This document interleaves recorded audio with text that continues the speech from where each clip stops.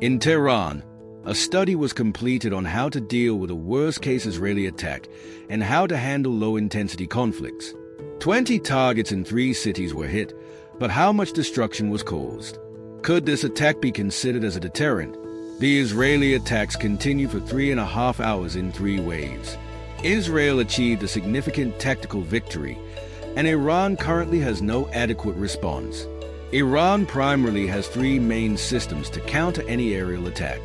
From the visuals that have surfaced, it seems likely that Iran might retaliate for these attacks. Another possibility is a related incident in South Iran, where there was a separate attack in Sistan. Hello.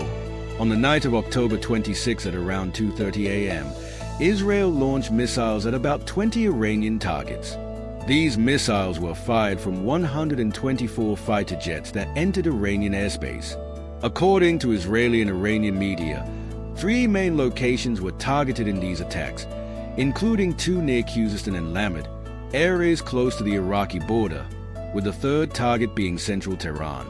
These attacks were launched in 3 rounds.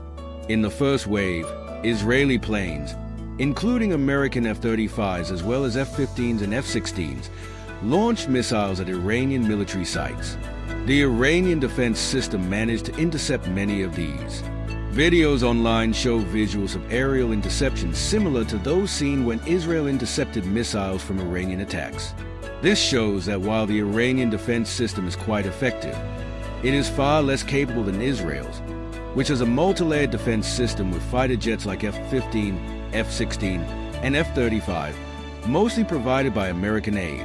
Iran, on the other hand, lacks fighter jets for such defense, with its main defense relying on the Russian S-300 system along with its indigenous systems like the Bayvar 373, Khordad, Sayad, and Rod. Iran managed to intercept the first wave, but Israel launched a second wave about an hour later, overwhelming Iranian defenses and targeting air defense systems and missile units near Tehran and Khuzestan. By the third wave, which was launched at 5 a.m., Israeli jets had studded Iranian defenses and targeted defense systems and missile factories near all 3 cities. Some videos of this third wave show Iranian targets being hit, with heavy smoke and explosions indicating the possibility of bunker buster bombs being used. By 6 a.m., the Israeli military announced that they had completed their retaliatory strike. They warned that any Iranian response would lead to further devastation, with threats of attacks on Iran's oil and nuclear facilities. According to the Israeli military spokesperson, Daniel Gangari, they purposely spared these targets this time but would destroy them if Iran retaliated.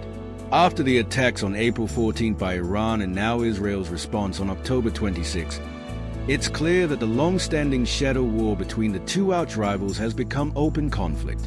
Israel launched the first kinetic attack inside Iran, marking a shift from the indirect methods both countries used previously. Interestingly, a major attack was also carried out on Iranian guards in Sistan Balochistan by anti-Iran groups. This happened around the same time as the Israeli attack, though the timing is unclear. It's possible this was part of a coordinated strike, as the US and Israel often support anti-Iran groups for their strategic interests. This was one of the biggest attacks by Baloch groups in Iranian territory, resulting in the deaths of 10 Iranian guards.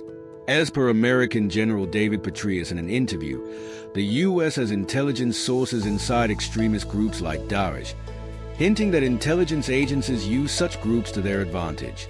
In response to Israel's calculated strike, the question now is whether Iran should retaliate. The US and European allies are advising against it, labeling it as a low-intensity response merely aimed at deterrence after Iran's attack on Israel earlier in October. The current situation has led to heightened tensions but no large-scale panic in Tehran.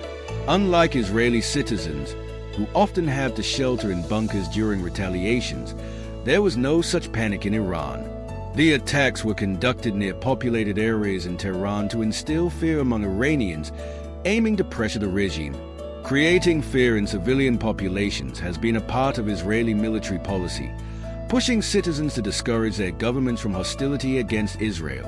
So, friends, these are the details that have come out so far about the Israeli attacks on October 26.